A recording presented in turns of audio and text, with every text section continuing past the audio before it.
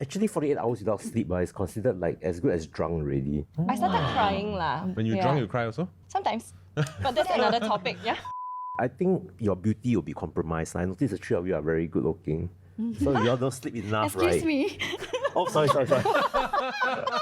You're good looking, but they do this for a living, you know.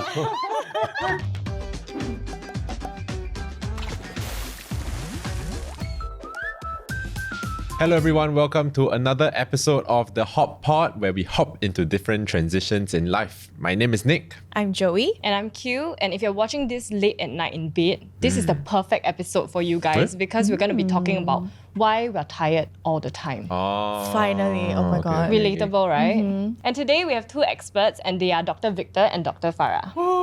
Thanks for having us. So Dr. Victor is a psychiatrist and Dr. Farah is a clinical psychologist, and they both have years of experience working with adults with sleep deprivation. I'm so passionate about this yeah, topic. same. Okay. We are sitting upright. Oh, that's today our posture is like on point.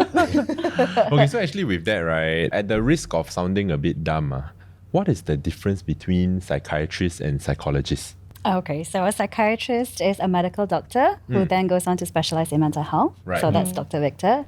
And I'm a psychologist. I'm not a medical doctor. What I Right. do is psychotherapy. Yeah, so I don't deal with medication, stuff like that. Okay, understood. So today's episode is a very interesting one. It's brought to you by the Health Promotion Board.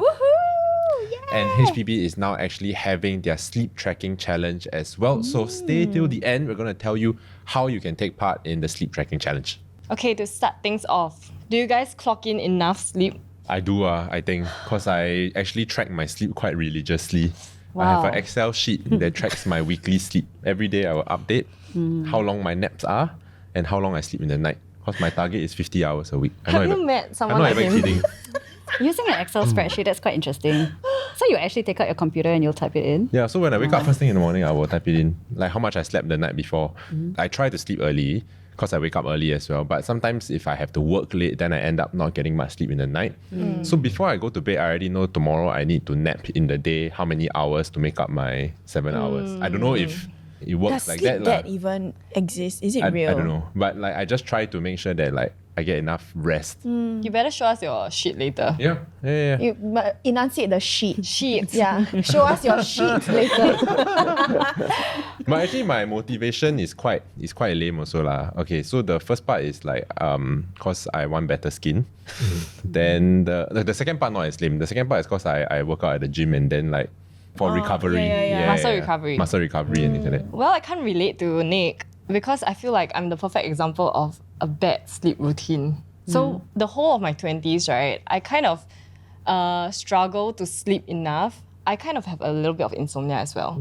So it comes in phases, and in the early 20s, I would clock in only 3 to 5 hours of sleep. Wow. You know, sometimes you go party, you just hang out with friends, and the next day you just go to work. Yeah. And then next day actually okay. Yeah, but now cannot. Now Yeah. cannot ton already. Now cannot. Wow, ton. Very long never hear this word. It's ton, man. I thought it's ton. Ton lah, yeah lah, ton. But Ton. now, We're saying the same thing. but now I clock in about 6 to 7 hours. Recently. Nice. I think the longest I've gone is about 36 hours with no sleep. 36 or 1.5 days. No, sorry.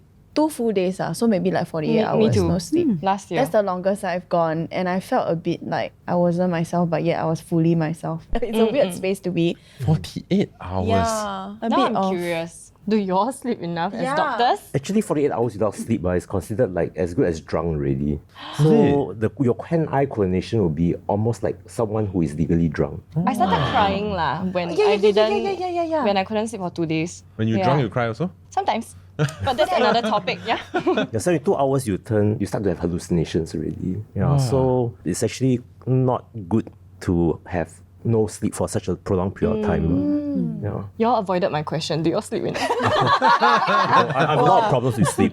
Oh, really? You have Yeah, I problems with think sleep also? I contribute to the sleep deprivation stats in Singapore. You're part of our club. Yeah. No, you're doing Very research late. so that you can treat your patients better also. I understand them perfectly. I try to get about 7 hours of sleep every night. I try, but there's some days where I just can't because there's too many things going on.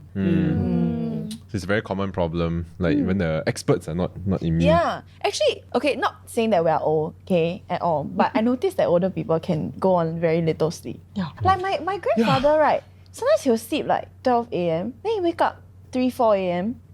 Huh? Actually, even older people should get at least 7 hours of sleep. But it's just that when we get older, our quality of sleep is not so good. Yeah. So it's a myth that when we are older, we need less sleep. Almost every country around the world recommends 7 hours. And they actually pour through like thousands of research.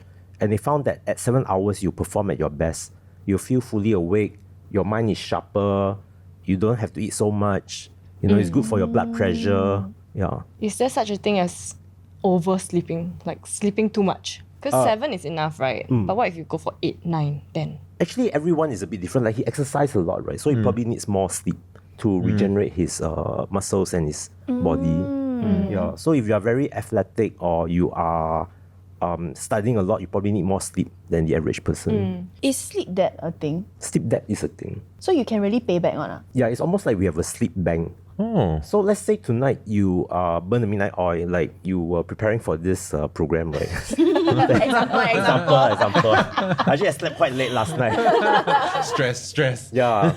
So if you sleep a bit less tonight, right? Actually, you incur a sleep debt to your Okay. sleep bank. Yeah, but it's okay because you can still pay back the next day. If we keep incurring debt, then it becomes a problem. Right. So imagine you owe the bank a lot of money, right? Then after that, when you want to apply for a credit card or your credit rating or you apply for a loan, then the bank will reject. Wait, but do naps make sense as well? Like, for example, if I only clocked in 4 hours last night, right? Then I decided to go home and take a 3-hour nap. Is that counted? Is 3 hours considered a nap, Victor? I It's think a nap that- to me, I think you should answer that question. Yes. So when we think of nap, we usually think about maybe 20 minutes, 30 minutes, 40 minutes. Anything more than an hour would probably be sleep. So that means I haven't been napping. Yeah, so that's the tricky thing about daytime naps is that it actually would affect your nighttime sleep. So for persons who have sleep issues, one of the things I tell them is try not to nap in the day. Save it till you're really tired at night, then you can get good quality sleep at night. That's a very loud sigh. Are you alright? man. No, afternoon naps are really because my eyes really look like that, right? But if I get up and I tahan, and now I still cannot sleep. And also afternoon naps, right? I have the worst dreams. Oh, dreams are an interesting thing. If you're someone that dreams regularly, right, is there a correlation between like dreaming and like the quality of your sleep and like having sleep issues? Because I think there are a lot of people that are awoken by their dreams or nightmares. Actually, dreaming is very important. It's part of our REM sleep. Yeah, so you need REM sleep to consolidate some of your memories. But if you have a lot of nightmares or your dreams are very vivid, then there could be other issues. Like for example, past trauma. Yeah, or it can be you drank too much alcohol. Yeah, so if you have a lot of dreams, it's something to look at. Then if I don't dream at all means I don't REM sleep. You're probably dreaming, but you're probably not aware that you're dreaming. Some people cannot remember their dreams. True. Yeah. Okay, so why is it important for us to sleep enough? So we need sleep for 3 main areas, right? So the first one is for the body, right? So your body to restore. So if you're exercising a lot, then obviously your muscles need time to repair itself. Apart from that, it's for your cognition. So cognition is like a fancy way of saying your thinking, your learning, your memory, things like that. So like what Dr. Victor says, sleep is important because there's a phase in the sleep where you're consolidating all the data you've taken in from the day, trying to make sense of it before you store it in your long-term memory. And the last one is for mood lah. Okay, so sleep is really important for your mood regulation as well. So have you ever had a day when you wake up, you didn't have good sleep? What's your mood like? Irritability. There you go. There was a phase where I was really cranky. And then I found myself projecting my emotions on other people, which I really found was a problem. I guess I realized that, and then I started, creating better habits before, my nighttime routine. Yeah. I was telling my friend about how I just can't sleep, and she was asking me, do you feel fulfilled during the day?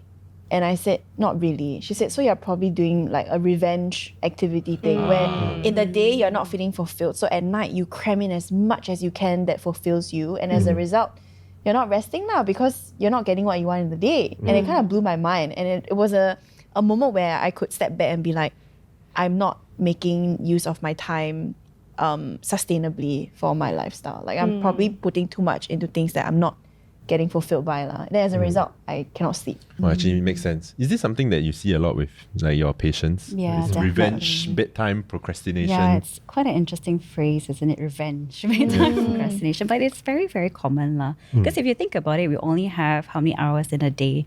And a lot of us work very, very long hours. And then work doesn't end at work. We bring it home. We've got other commitments as well. Maybe we have caregiving responsibilities.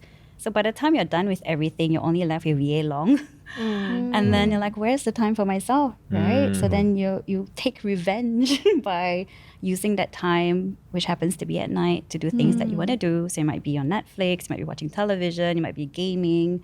So one of the things that some of my patients tell me is like, but sleep is taking away time from my life. And my reflection to them is, well, sleep is a part of your life. And without sleep, you won't be alive. Yeah. Are there other reasons for why people, stay up at night or they lose sleep? The common ones would be they're very switched on. They struggle to switch off, to disconnect. So their mind is constantly churning thoughts like worries about deadlines to come, preparing for a podcast, maybe even ruminating, oh God, why moments? Like, why did they do that when they were primary 4 or something like that? It's me all the time. It's not camera in my brain or what? Some of us are night owls also. So we have different chronotypes. Like for you, are probably a morning lark. Like for the three of us, we are like night owls. But actually, there's an evolutionary reason why some of us are night owls. Because in the past, right, someone got to stay up at night that's to true. protect the tribe. Maybe We you are guys are one. protectors. So 15% of us, our chronotype are night owls. We take care of y'all. We keep I it love a this. lookout. I think my husband's going to regret that you said this. I'm the protector of the house. That's all. Yeah, this makes sense. Last time, whenever I was on guard duty, I was very miserable. Like, That makes so need much to sense. patrol and wow. Okay, but I will say that like the nights where I struggle a bit more with sleeping, right, is when I have work obligations. In my job, I work with like a lot of teams outside of Singapore. So time zone sometimes quite tricky. I have like late calls with the US and things like that. So then that's when I find that like right after those calls and I go and lie down and try to go to bed, right? Then my mind is still like racing it's hard to also. disconnect. Yeah. So one of the things that I recommend people to do is really to take a psychological break, creating some sort of barrier between work and sleep. So if you have to work from home just before bed, try to get at least 30 minutes at the very least to do something just to disconnect from work. Before you try to go to That's sleep. right. Yeah. Right. If you're stating reasons for why we aren't sleeping, I got 2. I used to like exercising at midnight because the gym would be emptier. Then the second thing is I'm a supper gal. I was going to ask that too. So I always eat very late at night. And I think, are those reasons for why we can't sleep as well? Yeah, definitely. So that's part of poor sleep hygiene. Okay, so eating too late, exercising too late, your body is working very hard, right, to do what it needs to do. So it needs to digest. So all that resources are going there.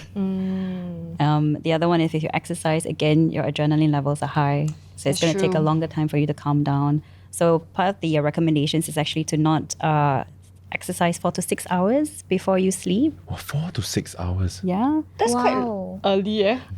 Because there's individual differences, but it's always better to not exercise at intense levels just before bed. What is not intense? Like yoga, stretching, Pilates, something that doesn't get your heart pumping too Right. significantly. cardio lah. Yeah, cardio hit. Okay, so something that I saw on TikTok, ironically, is that it says you should reduce or rather not have screen time before you go to bed. And they say ideally 30 minutes before. As a rebel, naturally, I tested this theory, right? So I was like, okay, I'm going to scroll. I'm going to keep scrolling. And to me, it's like, maybe if my FYP is, soothing, then my mind won't be stimulated. What? Yeah, no, my mind very stimulated because the nature of the app is that you are getting Non-stop. so many different kinds of content. And it could lead you to one thought and then to another. And then I start doing research. I find myself Googling things because I'm very inquisitive, right? So Google. I'm like, it's been 3 hours. Actually, there are studies that show that social media use before bedtime can increase the risk of depression and sleep deprivation. Although I don't think you need a study to Don't need lah. prove It's that. real lah. It's real lah. lah. We all know it, but we still do it. It's a form of escape. It's coping. It's a Yeah. coping mechanism that is ironic lah, Why you huh? laugh? Laughs in healthy. I just scroll and then like, okay, time to sleep. Then I'll just sleep. What? I will lock and be like, okay, try and sleep. Maybe one more. Okay lah, try and sleep. Yeah. Like 30 minutes, if I cannot fall asleep, right, I'll just like, okay, let me just watch a few more videos. Maybe I'll get tired by watching videos. Question part. All right. What is my nighttime routine? So I usually put my kids to sleep. So that's actually part of my bedtime routine. So I'll get them in their jammies, their pajamas, and then we'll do a bit of reading. And then after that, it's time to sleep. But of course, before that, we brush our teeth and everything. Lah. What is your most vivid dream to date? Wow. I find that I tend to remember the dreams that are most emotional. So one time I dreamt that there's this psychiatrist in my department who was a very fierce woman. She actually slapped me in my dream. So I woke up feeling very upset. Yeah. So she's a very fierce one. When she's upset with me, she will ignore me for 3 months. Maybe she got bad sleep. What can't you sleep without? I need to pee before I sleep. So you cannot sleep without a full bladder. No, even if I'm not urgent, right? I have to pee. If pillows could talk, what would they say about your sleep habits? Good. Job well done, my friend. Mr. Yim, your sleep habits are impeccable. I just imagine his pillow is, the Microsoft Word, the paper clip. the clip. You look like If you could, which animal would you switch sleeping habits with? A cat. What's a cat sleeping habit? Just sleep all day. Anytime. Ah. All day, anytime, every day, in the sun, they just go there, then they just like that. It's because they don't work. Huh? Yeah, but if Like- you don't have to work, you can sleep. Yeah, good lah, cat good. Regardless of whatever stimuli or like potential factors there are that people have keeping them up right at night, is there like a recommended wind down routine you would prescribe to your? Great question. Yeah. So how to optimize your sleep, is it? Yeah, so like maybe like 2 or 3 hours before you sleep, like is there like a routine that you would say people should do? Like what is considered too much stimuli? What is considered okay and things like that? Of course, there are individual differences. But if you're talking about how can I attain better quality sleep, remember REST, rest. Okay. So R, routine. Okay. So try to sleep at the same time every night. Try to come up with like a bedtime ritual. So this could include taking a warm shower, brushing your teeth, doing your... Skincare. Yeah, exactly right. So doing your evening skincare routine, basically anything and everything that can just cue you into and your body into knowing, okay, sleepy time is coming. Right. And then E, which is environment, right? You want to make sure your environment is conducive.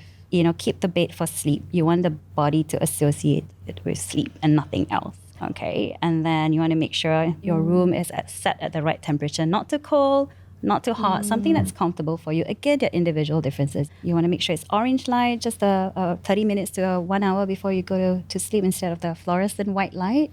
Oh, the office light. The big ceiling light is a The light is a no eh. Never Yeah. turn on the big light. Yeah. And then S, so stop scrolling. Stop the stimulating activities. Put your devices away 30 minutes before you want to go to sleep. Turn off the television. And the last one, T, so tools and techniques that you can do. So if you're struggling to sleep, you can listen to audio scripts, relaxation, visualization, mindfulness. So there are lots and lots of apps that you can use to help you sleep. Have you ever recommended a patient, like couples sleep apart from each other? Yes, actually, particularly when the sleep is really compromised, okay, and the partner snores. Yeah. Sometimes just to help them get back on track, I would advise them to sleep separately for a bit until the sleep gets back to normal. Because when you mention like the environmental factors, right, about how it's really like individual preferences, sometimes you and your partner might have different preferences. Yeah, but then I feel like there's a bit of a stigma in like sleeping separately. I think it's okay. Right. I also think it's okay. Personal opinion, I think it's okay to sleep separate beds though. Of course, there are steps before that. Like you can explore the Yeah. patient. Are you comfortable with using earplugs? Does your husband want to go for a check to see if his snoring is? Hey, Dr. Farah, why you assume it's the husband that snore? I was going to say that, but I was like, Why not the wife snore?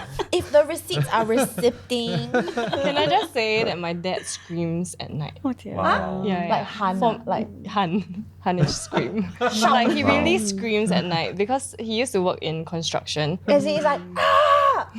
Or he's shouting. Like, what? Later the bricks. Correct. The bricks I hear bring what before actually. Yeah. So my mom, only in recent years my mom shifted out because my brother moved out. So my mom finally has her own room. And she's happier since then lah. Let's just say that. So that's why I believe in separating a couple sometimes. I'm quite thankful that Jess, like if I can sleep well, right? Jess can really sleep well. She can sleep a lot. Like in the afternoon she sleep already, right? Then after that, late afternoon she can sleep again, right? Then at night she can sleep per normal. Well, Jess is my spirit animal. But then she's very tolerant of my sleep preferences. So temperature, right? I like Siberia, like 18 degrees. Like the fan must be max, that kind. And then she will just be like freezing, but she still deep sleep. I have seen before where she's sleeping, then she like shivering. Wow, okay. But she's still in extra blanket. deep sleep. Jess, are you okay? Then, actually, the interesting thing is that I think I have a lot of friends, right? That have the mindset that now I'm young, I chong. Whether it's work or partying, right? I live my life to the fullest first. But that's the problem, right? Anything that happens in the distant future, we do this economic concept called discounting. Like $1 today is worth more than $1 10 years later, right? So for smoking, for alcohol use, for depriving ourselves of sleep, we always don't take it seriously because we always think that, that will happen many years later. But when it strikes, then it's too late.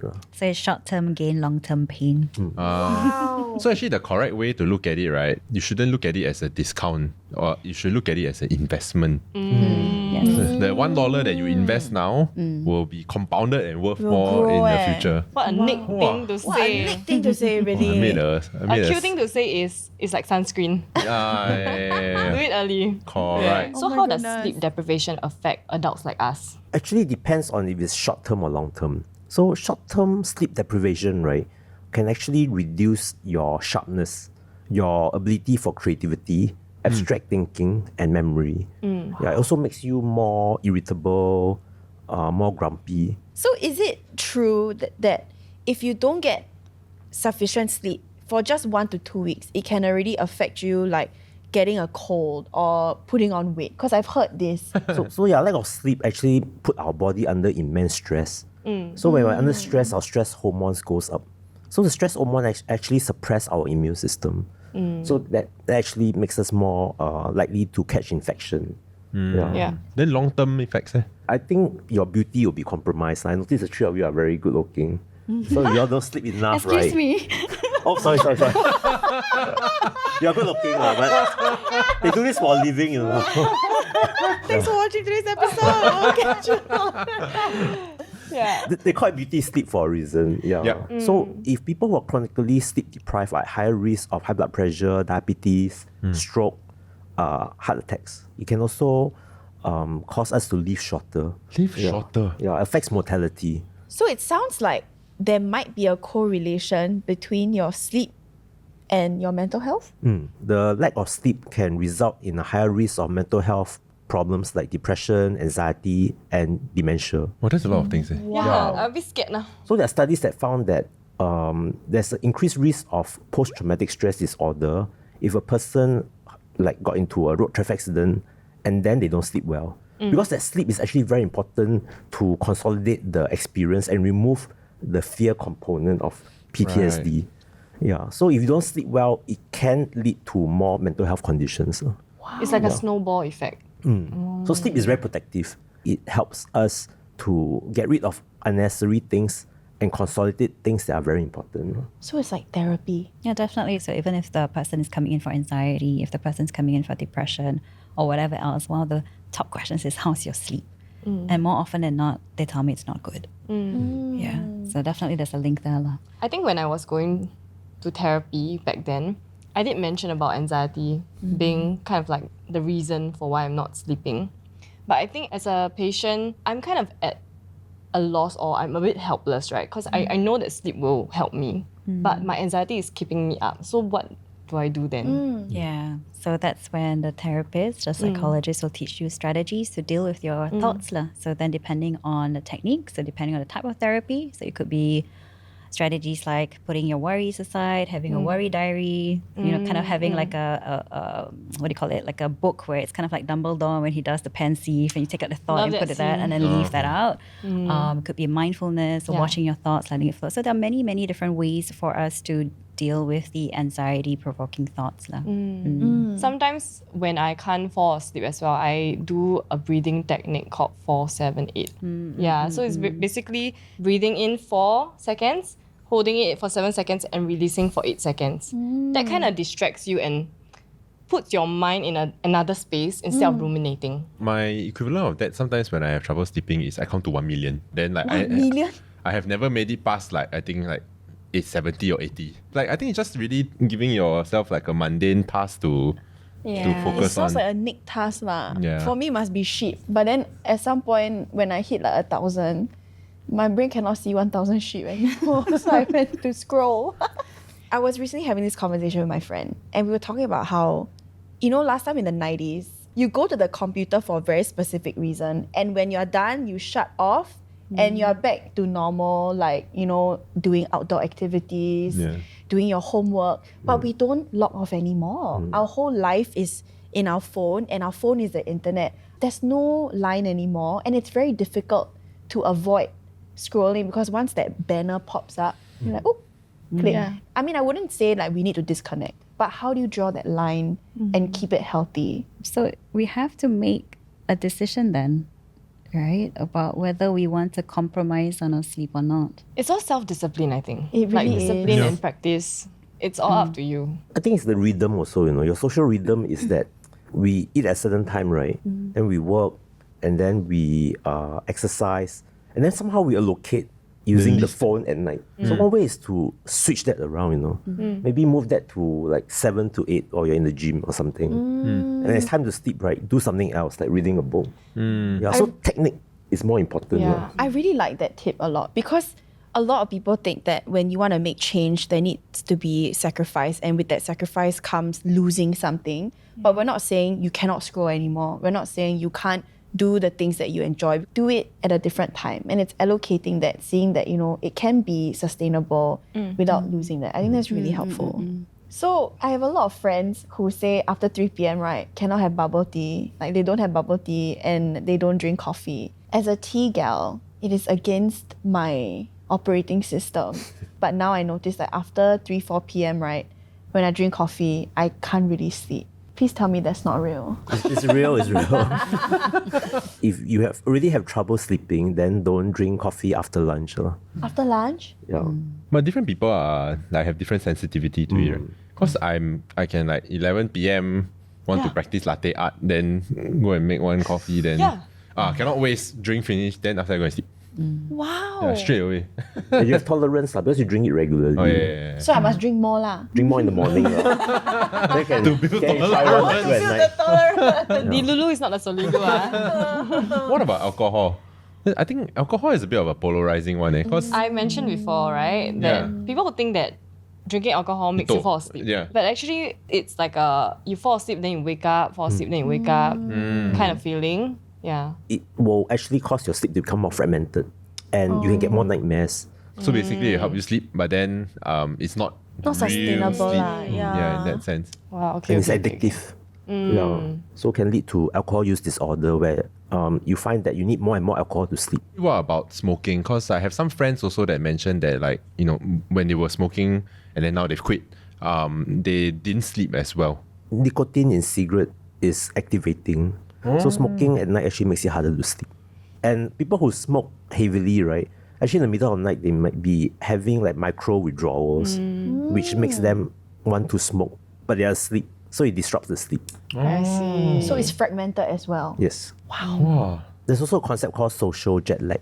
Social jet lag is people who have one sleep timing on weekdays and then a different sleep timing on weekends. Because they go party. Yeah, then they stay up late, they wake up late. Actually, that one is very bad for health also. It's as bad as sleep deprivation. But if you still clock your 7 hours, The difference in sleep and wake time, this social jet lag, is actually very detrimental to health. It's very stressful for the body. I mean, you can sleep in if you sleep at the same time. Maybe you want to sleep a bit more to catch up, right? But don't adjust your clock like you are flying overseas. Oh. Wow. So keeping a routine is still the most important thing. The body likes consistency. Wow. This is getting me very inspired to be healthy sleep-wise. 2024 New Year's resolution. I'll send you my sleep tracker Excel later on. I think I can read his tracker to sleep. But I think sleep tracking sounds like a good idea. Is it medically Indeed. backed as well? Because I feel like for us to see it tangibly, it helps us make sense of things. But is this something that you recommend to your clients as well? Absolutely. So sleep tracking is one of the basic things that I get my patients with sleep difficulties to do, because oftentimes they're not aware of what we're doing. So usually when I get my patients to do their sleep diary, they're tracking their behaviors throughout the day, because what happens in the day affects what's happening at night. So some of the information that I'll get them to document would be, what are you doing 1 hour before bed?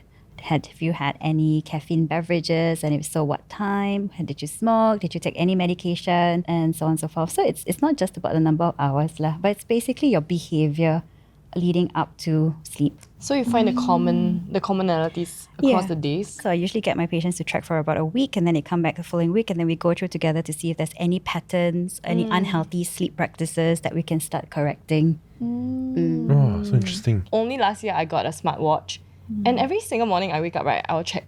Then not enough hours, right, I will go back to sleep. If I got the chance to sleep in, right, I just like snooze. 1 more hour lah. Oh no. Really, I will set my alarm for 1 hour later just to clock in the extra hours to hit 7 hours. Wow. Yeah, and they can actually show you which part of the night you were in deep sleep or slightly awake. Yeah, then I think based on that, you can kind of adjust your habits accordingly. So sometimes I realize like I'll be awake at a specific timing because I go toilet, right? So that's when I tweaked my water intake at night as well. Yeah. So most adults tend to neglect sleep, I think, especially in Singapore where, we're all busy hustling and things like that. But I think an important thing to take note of is that sleep is super important, especially if you want to be productive. So it should not be something that you take for granted lah. And a tip from us is that a practical way of having better sleep is to have a tracker, and there's so many out there that can give you the data you need to kind of tweak your habits to have better sleep in the future. And so if you're thinking about changing your sleep hygiene, your sleep patterns, remember it does take time, as with any behavioral change that is worth your time. Thank you for joining us on the Hot Pot. You can listen to us on Spotify, Apple Podcasts, and Me Listen. And if you haven't subscribed, please do so down below. And thank you, Dr. Victor and Dr. Farah, for being here today. Thanks for having I us. learned so much. Also, the HPB Sleep Tracking Challenge has already started, so head on over to go.gov.sg/sleep-challenge-hotpot and you can start tracking your sleep, understanding your sleep habits better, and know whether you're getting sufficient sleep. Plus, you can earn 10 health points a day just by tracking your sleep. And we'll see you guys on the next episode. Bye! Bye. Yeah. Good lah. Cat good. Yeah, lor, Luca, if you're watching this. What is a dukkha? Luca is my cat. Actually, I developed OCD also after I started my private practice. I always check my clock and make sure I set it as AM, not PM. I can do that 10 times. And then I end up sleeping very late.